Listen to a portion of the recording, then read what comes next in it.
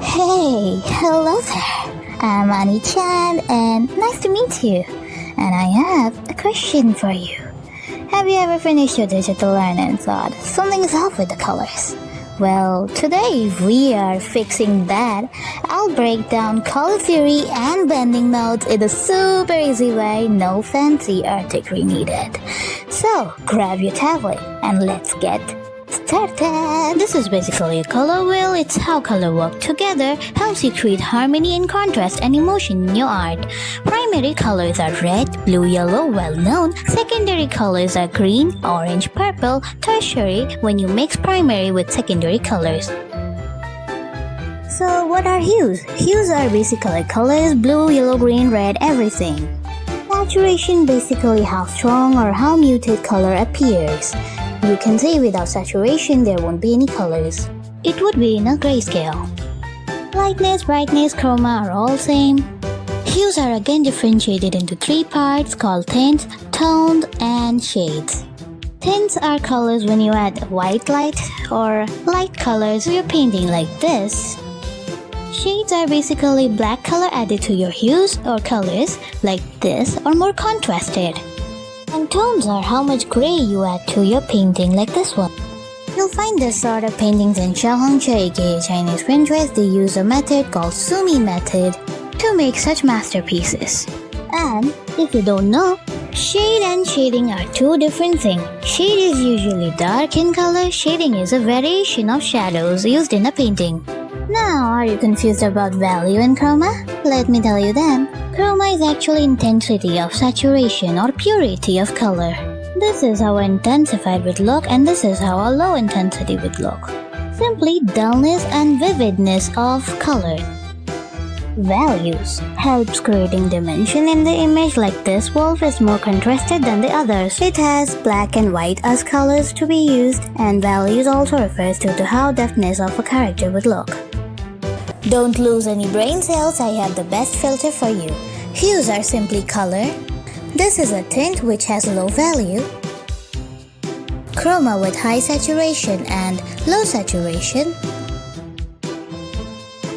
This is for high value. You can take this as example of highest value too. Each one can be example of shade because it has contrast, and this one is tone because it has grayscales too and it has the highest saturation. Color harmony is basically how colors get along. We have many color combinations or color schemes. Monochromatic, use of single color. Complementary, use of opposite colors. Triadic, usage of three evenly spaced colors, usually forming a triangle. Same goes for rectangular and tetradic, which is a square. Analogous are the neighboring colors, which is used for soft and natural coloring. And analogous complementary is for one complementary color opposite to three different neighboring colors. Split complementary colors are as complicated as this is. Just look at the diagram and understand it by yourself. I almost forgot to tell you about warm and cool colors. So listen, warm colors are red, yellow, pink, and nothing else. And usage of cool colors are purple, blue, and green, okay? Let me give you a tip. If you have a diamond like this, just go around it. Don't use the most contrasted at the ends, edges, or saturation. You should use saturation and contrast after finishing up your painting for touch-ups.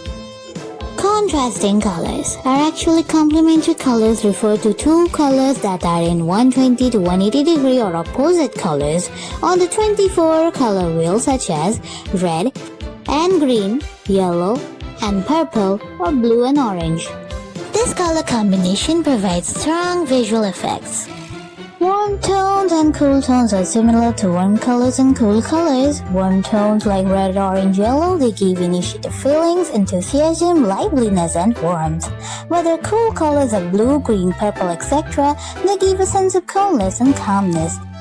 And Analogous colors refer to the same hue properties but different degrees of saturation. Degrees within 15-degree angle called analogous colors.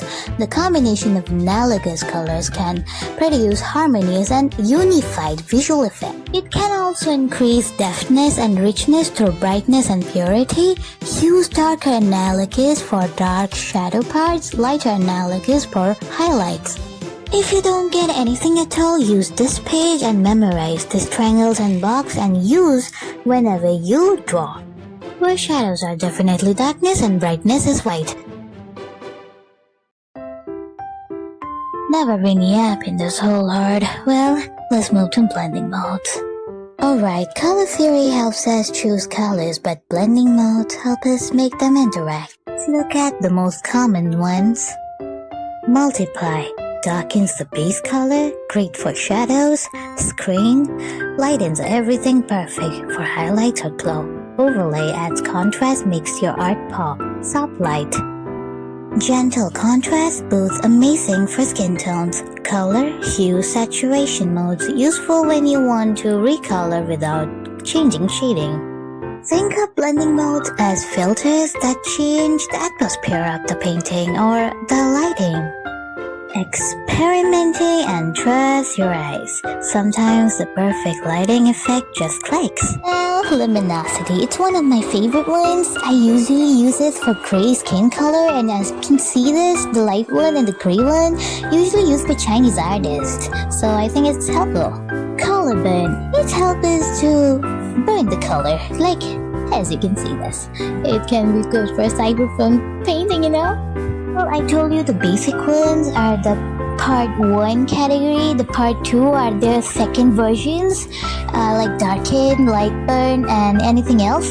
Just like that, I played my saturation, screen, multiply, adjusting their opacity, and I clicked this one. Do you like it? Let me know in the comments, okay? This page is gonna be very helpful. You can take a screenshot if you want to. The examples on the right show the same person, but the mood is totally different light. The light source, a warm yellow light gives a cozy sunset, while the cool light can create a nighttime or afternoon scenery. So next time, ask yourself, what color is my light? These colors are good, but lighting is better. About lighting, it's light scatter, temperature warm light, cool notes, and temperature and cool lighting.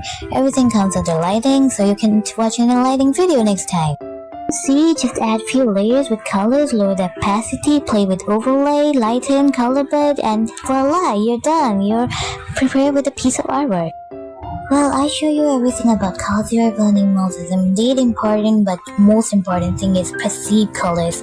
Even if it's bad, make it looking good. If you don't know how to do it, just apply colors, watch other artists and how they do it. Just looking at the reference of real people won't help.